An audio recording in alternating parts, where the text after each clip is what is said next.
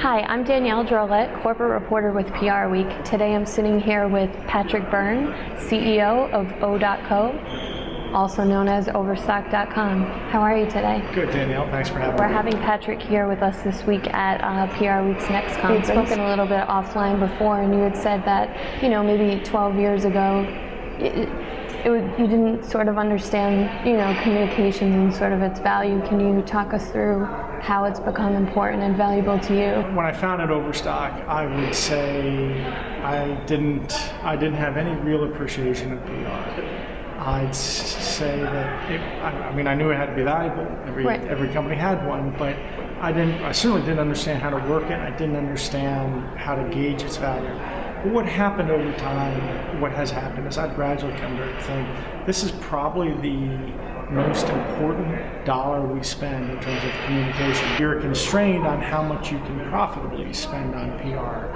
Unlike you can always buy more TV ads, you can always get your name out there that way, and you can't with PR. There's you saturate quickly on how much you can spend. But it seems to me to be the most effective dollar you can spend, especially given how insanely cluttered the discourse is at this point. The public looks for sources they can trust to help break through the clutter and the noise. And so being able to reach those sources and get your message across and break it through the clutter is extremely important. PR Week, obviously we talk a lot of people in the industry, and sometimes it's difficult for them to, have the C-suite see it as a value. There's some people out there in the market that just, there's that buy into. We talk a lot about measurement and sort of, showing that it's effective. Why do you think there's some CEOs out there, some C-suites that, maybe aren't seeing it as valuable?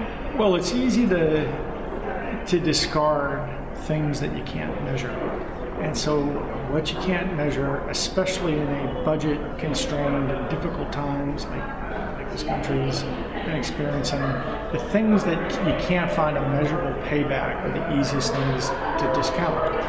Whereas I'm reminded of a story of Warren Buffett, though, where he was talking about, somebody asked him once, how did Coca-Cola, and Buffett was a big one for Coca-Cola, how do you justify having spent $250 million to be the official cola of the Atlantic Olympics? And he told this story about how he and Gates were out in China and climbed the Great Wall and they walk along it, and there is, they get to the top and there is a little old Chinese man with a bucket of ice and frosty Coca-Colas in it. And you can't really, as he said, you can't attribute this dollar spent here for that sale there, but just the fact that anywhere you go on Earth, people who know what Coca-Cola is and have a positive association with the brand, that's priceless. So I feel that way in general. I've come to feel that way about PR, that you can't measure the payback. And in the age of digital media, we measure real time the payback on every link and everything, or every keyword we're buying on the internet. And yet there's this whole other field, public relations and communications, that you can't do that at all. And I know people come up with some kind of phony measures, but I think that, well, I don't know if they're phony, but they're not, to me, we don't use those measures and how many inches of print. I think that it's the judgment regarding your communication strategy has to be more holistic.